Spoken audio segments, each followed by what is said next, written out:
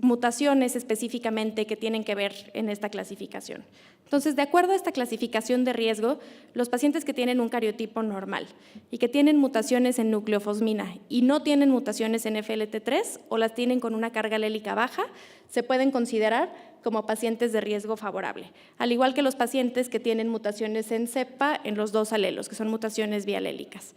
En el riesgo intermedio quedarían los pacientes que tienen mutaciones en nucleofosmina, que sabemos que son de buen pronóstico, pero que además tienen mutaciones en FLT3 con una carga alélica alta, que eso, pues digamos que les quita el buen pronóstico a las mutaciones en nucleofosmina. Y también lo contrario, ¿no? Los pacientes que no tienen mutaciones en nucleofosmina y que no tienen tampoco FLT3 o que la tienen con una carga alélica baja.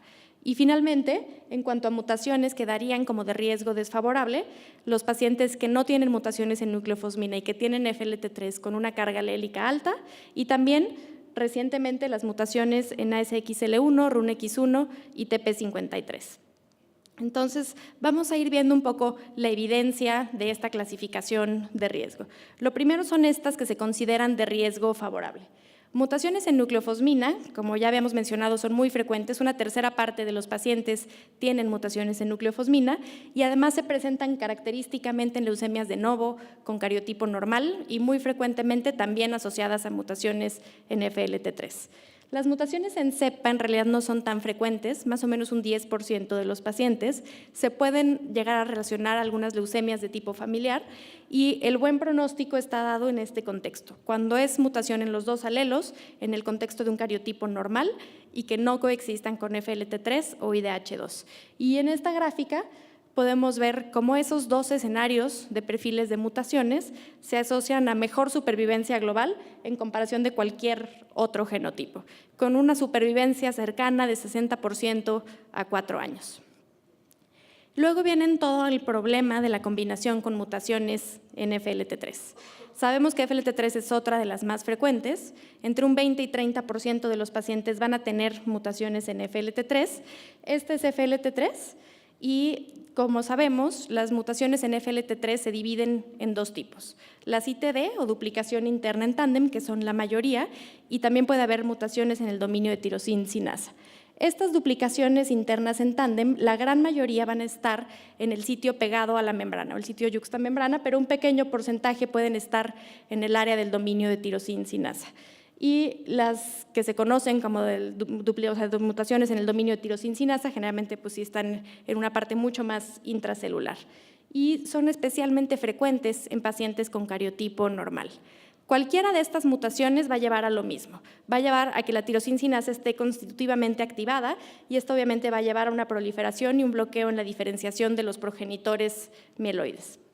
Ahora, sabemos también muy bien que está muy claro el pronóstico de las mutaciones FLT3, en específico la duplicación interna en tándem, no las del dominio de tirosina sinasa, en afectar el pronóstico de los pacientes con cariotipo normal. De hecho, hay un metaanálisis relativamente reciente que analiza todos los estudios que han buscado el impacto pronóstico de las mutaciones en FLT3 y sabemos que tienen un franco impacto deleterio en el pronóstico de estos pacientes, tanto en la población más joven, entre 16 y 60 años, como en la población de más de 60 años. Tener mutaciones en FLT3, son las curvas que están hasta abajo, se asocian a una peor supervivencia global en comparación con los pacientes que no tienen mutaciones en FLT3. Y de forma general se considera que esta población tiene una supervivencia global a 4 años cercana al 20% y una mediana de supervivencia global entre 6 y 12 meses. Ahora, como ya lo deja ver la clasificación de la European Leukemia Net, pues esto se puede modular por algunas cosas, ¿no? Uno, por la carga alélica, ya mencionamos que se modula de acuerdo si tienen carga alélica baja o alta y así coexisten con algunas otras mutaciones. También se ha descrito mucho y cada vez más del impacto de qué tan grande es la duplicación interna en tándem o el sitio de donde se encuentra, pero eso todavía no ha sido tan reproducible ni es tan claro y por eso es que no se incluye todavía en las clasificaciones de riesgo. Quiero detenerme un poco a hablar esto sobre la carga alélica porque es algo que está en la clasificación y es importante tener claro qué implica esta carga alélica. Estos son pues, dos métodos distintos por PCR, ya sea en placa o por fluorescencia, donde se buscan las mutaciones de FLT3. Y viendo, por ejemplo, el ejemplo aquí en la placa, podemos ver el caso 3, por ejemplo, es un paciente que tiene un FLT3 normal, que es la misma banda que está en un sitio en específico. Y si vemos, por ejemplo, el paciente 6, tiene dos bandas distintas, una más grande que otra porque tuvo duplicaciones internas en tándem y dio una proteína más grande. Y la parte de arriba, que está más grande, es la que le puse como un B, que sería el FLT3 mutado, y el A se queda en el sitio normal, ¿no? Como lo vemos en el paciente no mutada. La carga alélica pues, es esta relación del B, que es el FLT3 mutado, sobre el no mutado. Y se puede ver un poco más claro en esta imagen por fluorescencia, donde vemos en este sitio pues está el FLT3 normal o no mutado, que es el A, y distintos escenarios de pacientes que tienen mutaciones en FLT3. Este primer caso, por ejemplo, tiene este A normal, este B mutado, que es un poco más grande, y la carga alélica es una carga alélica relativamente baja, ¿no? Tiene mucho menos FLT3 mutado que el FLT3 silvestre. Por ejemplo, en este caso, vemos este paciente que el FLT3 normal o no mutado es muy pequeño y tiene muchísima cantidad de FLT3 mutado y por lo tanto tiene una carga alélica muy alta. Ahora, ¿qué impacto tiene esta carga alélica? En esta tabla resumí los estudios más importantes que hablan del pronóstico de la carga alélica en pacientes con leucemia mieloide aguda. Es mucha información, pero lo que creo que es importante fijarnos primero es el corte de la carga alélica que se utilizó, que si se fijan, pues son estudios muy heterogéneos, ¿no? Han utilizado distintos cortes para considerar una carga alélica alta o una carga alélica baja. Y todos los estudios analizaron el impacto de esto en la probabilidad de recaída y en la probabilidad de supervivencia a largo plazo. Casi todos, excepto el que está en medio, que no encontró ninguna diferencia de acuerdo a distintos cortes de carga alélica, prácticamente todos los demás sí encontraron que a mayor carga alélica pues hay una mayor posibilidad de recaída y una peor supervivencia a largo plazo. Ahora, el problema de esto es esto que les pongo aquí. Uno, está poco estandarizada la medición de la carga alélica y el corte para considerarlo como una carga alélica alta o baja. Es muy poco accesible, en realidad pocos laboratorios reportan la carga alélica de FLT3, es difícil tener ese resultado. Se han utilizado, como ya lo vimos, distintos puntos de corte y no todos los grupos han podido reproducir este impacto de la carga alélica. El otro punto es la coexistencia con las mutaciones en nucleofosmina. Como ya lo habíamos visto en las gráficas iniciales, esta coexistencia de FLT3 con nucleofosmina es algo muy frecuente, ¿no? Muchos pacientes tienen ambas mutaciones.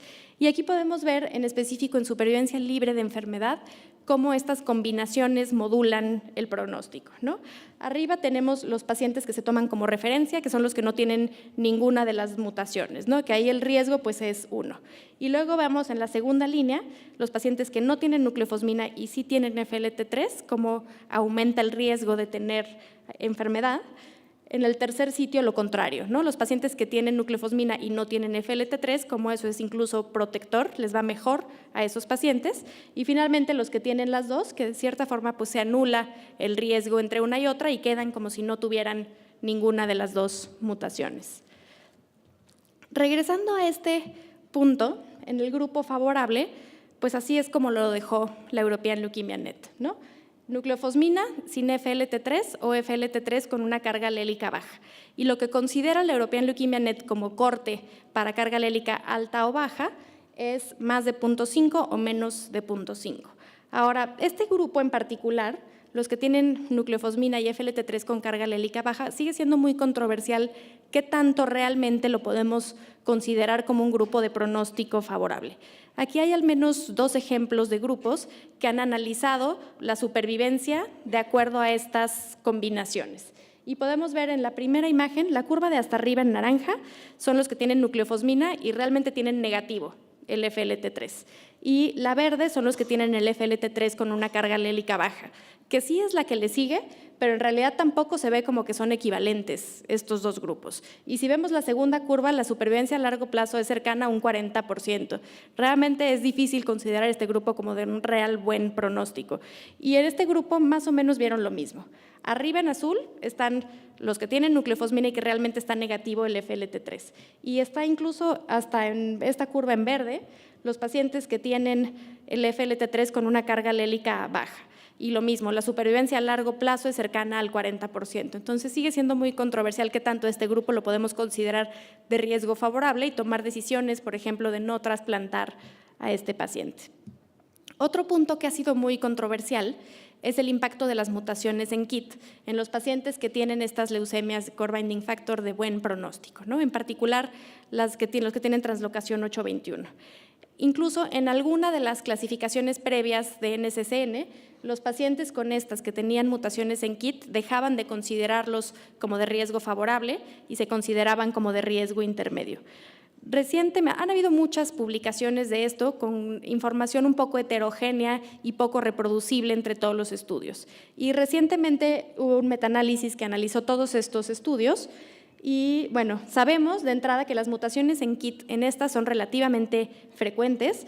Una cuarta parte de los pacientes con translocación 821 y un 30% de los pacientes con inversión del 16 tienen mutaciones en KIT.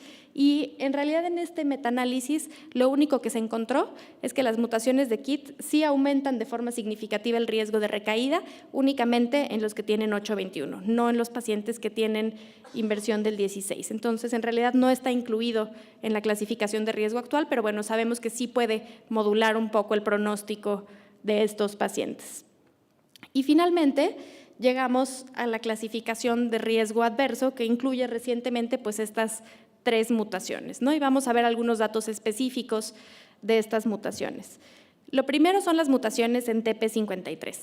No es frecuente que una leucemia de novo tenga mutaciones en TP53, menos del 10% la tienen, pero sí empieza a ser mucho más frecuente en pacientes con leucemias secundarias y, por ejemplo, sabemos que en los pacientes que tienen una leucemia mieloide aguda con cariotipo complejo, el 50% o más van a tener mutaciones en TP53. Y además esto se suma al mal pronóstico de tener un cariotipo complejo.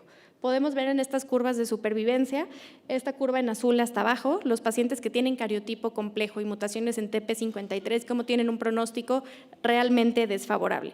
Y en general, estos pacientes con mutaciones en TP53 sabemos que tienen una mediana de supervivencia cercana a los 5 meses e incluso con trasplantes son pacientes que tienen muy malos desenlaces, ¿no? En algunos estudios muestran supervivencia 3 años con trasplante solamente del 15%. Y las otras 2 que agregaron en la clasificación de riesgo